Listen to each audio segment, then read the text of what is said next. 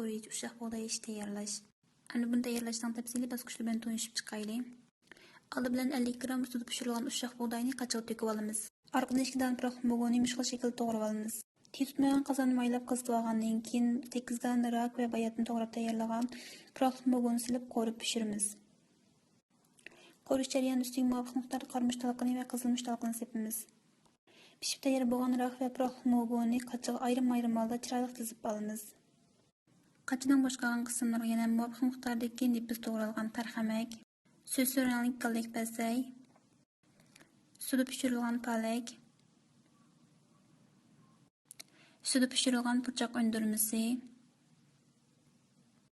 ham muvofiq miqdordagi chilgan sevlak sep bo'lgandan keyin oxirida ustiga bir dona chal pishirilgan tuxum solamiz. Mushlar tayyor bo'lgandan keyin hamda ustiga solinadigan qiyamni tayyorlaymiz. 2 chichanalgan simsoq ustiga 1 qo'shiq achchiq suv, 1 qo'shiq oq achchiq suv, yarım qo'shiq kunjut mayi va yarım qo'shiq asal qo'yib aralashtirib qiyamni tayyorlaymiz. Tayyor bo'lgan qiyamni tomoqning ustiga qo'yamiz. Mana bizning nayt o'zgacha ham yeyishlik bo'lgan Koreyacha ushshoq bug'doy ishimiz tayyor bo'ldi.